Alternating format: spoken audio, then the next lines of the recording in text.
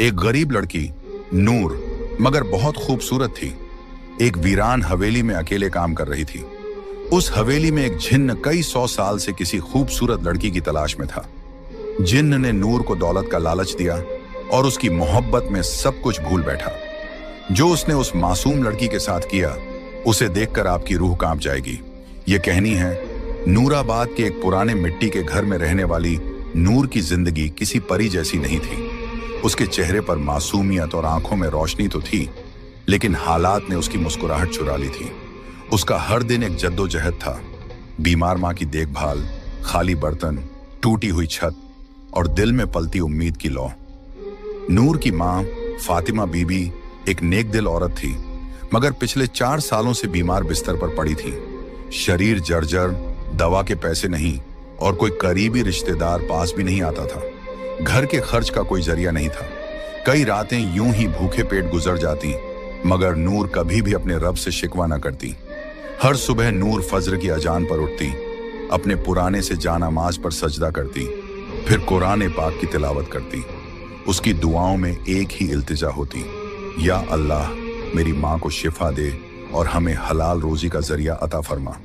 गांव में बहुत से लोगों ने उसे बुरे रास्तों की सलाह दी। कुछ ने शादी का लालच दिया तो कुछ ने नौकरानी बनाने की पेशकश। बट नूर हर बार सिर्फ एक जवाब देती, मेरे रब ने जो लिखा है वही बेहतर है, मैं अपना सब्र नहीं बेच सकती।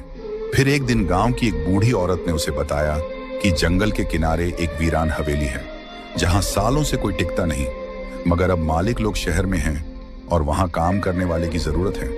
मेहनत का अच्छा पैसा मिलता है। नूर ने माँ की आंखों में झांक कर देखा, कमजोरी, दर्द और बेबसी। उसने फैसला कर लिया, अगर हवेली में शैतान भी हो तो अल्लाह की कलमा और तिलावत के साथ जाऊंगी। माँ से इजाजत ली, 2 रोटी और कुरान की छोटी किताब झोली में डाली और निकल पड़ी एक ऐसे रास्ते पर जहां उसके सब्र और ईमान की सबसे बड़ी आजमाइश होने वाली थी। जिस हवेली की तरफ नूर रवाना हुई थी, उसका नाम था शमसी हवेली, जो कभी जमींदार नवाब जैनुल आबिदीन शमसी की रिहाइश हुआ करती थी। लगभग 100 साल पहले यह हवेली गांव की सबसे आलीशान इमारत थी।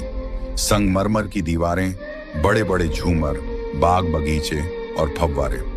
नवाब साहब बहुत अमीर थे, मगर उनकी एक ही औलाद थी, एक लड़की, जुलेखा। कहते हैं कि जुलेखा बेमिसाल हुस्न वाली मगर बहुत घमंडी थी। एक दिन उसकी शादी एक शरीफ मगर गरीब लड़के से तय हुई, जिसे वो पसंद नहीं करती थी।